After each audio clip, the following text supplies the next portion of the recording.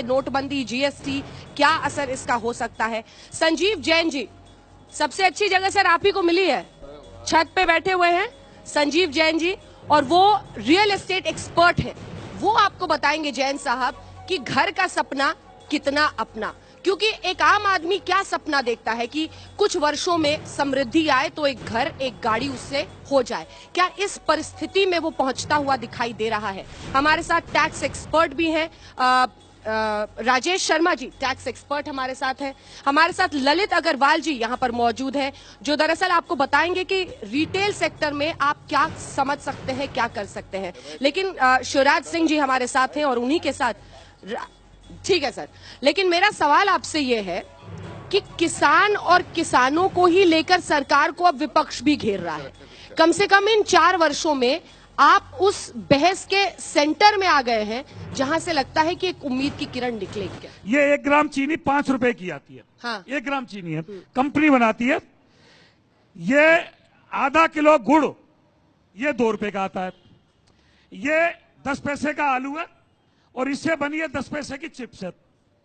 ये आधा किलो 1 पाव पानी है जो 10 रुपए का आता है, और इतना ही दूध 5 रुपए का आता है। अगर इस पर महंगाई है तो मीडिया नहीं कहती महंगाई बढ़ गई। ये 1 ग्राम चीनी 5 रुपए की तो मीडिया नहीं कहती महंगाई बढ़ गई। ये चिप्स महंगी है तो कोई नहीं कहती महंगाई बढ़ गई। ये आटे से बना हुआ बिस्कुट है, ये महंगा बिक रहा, कोई नहीं कहती। अगर गेहूं महंगा हो जाएगा तो मीडिया चिल्लाएगी, आलू महंगा हो गया तो मीडिया चिल्लाएगी, गुड़ महंगा हो गया तो मीडिया चिल्लाएगी महंगाई बढ़ गई, दूध महंगा हो गया तो मीडिया चिल्लाएगी महंगाई बढ़ गई। पानी महंगा बिक रहा है देश में जो फ्री बिकना चाहिए, उसके लिए मीडिया भी नहीं कहेगी। सरकार तो इसलिए काम करती है, सरकार को किसान की कमर तोड़नी है और उसकी जमीन हड़प करके जो उनको पार्टी फंड देते हैं चुनाव लड़ने के लिए, जो आज बड़े बड़े सरमाएदार धन कुबेर किसानों की जमीन को खरीद करके बड़े बड़े फार्म हाउस बना रहे हैं, किसान का नाम धर रहे हैं और टैक्स बचा रहे हैं। किसान तो वो था जो पुश्तैनी किसान है, जिसपे आज मात्र 2.5 हेक्टेयर या 1 हेक्टेयर जमीन रह गई है बंटवारे में आकर के। ये जो 250-250 हेक्टेयर के धन कुबेर में किसान बने हैं ना, ये किसान नहीं है, ये सरमाएदार है। किसान तो वास्तव में पुअर है, गरीब है, और ये जो रिच किसान बन रहे हैं, रिच फार्मर, ये तो सरमाएदार थे और सरकार की सेप है। कुछ तो भूमि अधिग्रहण में इनकी जमीन हड़प ली। नहीं, आपकी बात में बहुत दम है।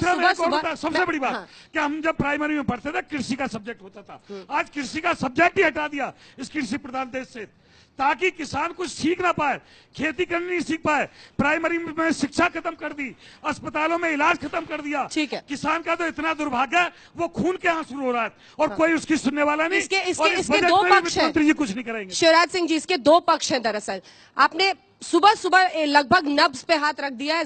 सैयद जफर इस्लाम को इसका जवाब तैयार रखना होगा, लेकिन यही तो इस देश की सबसे बड़ी व्यथा है, और वो ये है जो 73% इस देश की संपत्ति है वो 1% अमीर लोगों के पास है। फिर से सुनिए, 73% संपत्ति 1% लोगों के पास, और उनका जो मुनाफा हर साल होता है वो इस देश का बजट है। तो आप समझ लीजिए कि कहां पर मुट्ठी बंद है, कहां पर खुली हुई है।